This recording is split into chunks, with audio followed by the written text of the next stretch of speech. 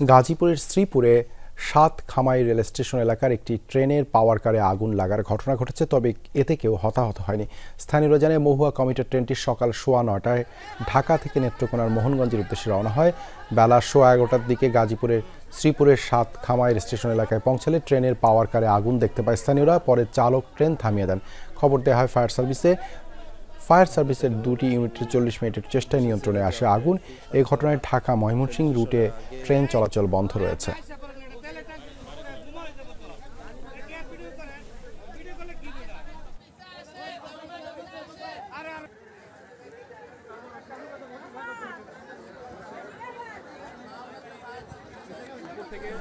এ বিষয়ে আরো জানাতে যুক্ত হচ্ছেন সহকর্মী হোসাইন আলী বাবু। বাবু, কিভাবে এই আগুনের সূত্রপাত, সে সম্পর্কে কি কিছু জানা গেল?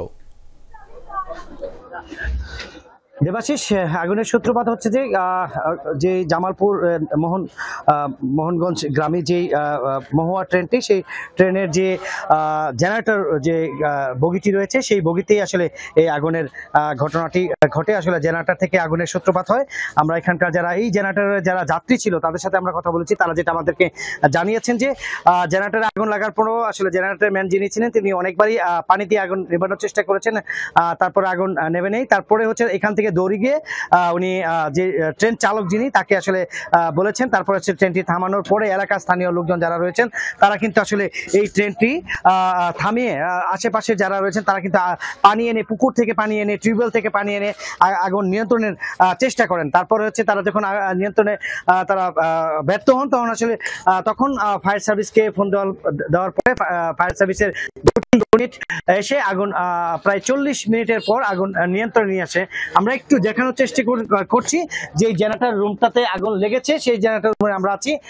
এই জায়গাটা থেকে আসলে আগুনের সূত্রপাত ঘটেছে।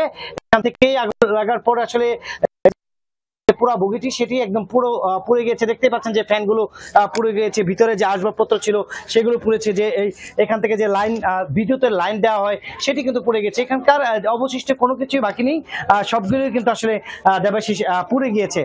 তারপর আমরা এখানকার আরো যারা প্রত্যক্ষদর্শী যারা রয়েছে তাদের সাথে আমি কথা বলেছি। তারা যেটা বলেছে আমাকে যে আসলে আগুন লাগার সাথে সাথেই তারা যেসব যাত্রীগুলো ছিল অন্য বগিতে সেই সব যাত্রীদেরকে নামিয়েছে।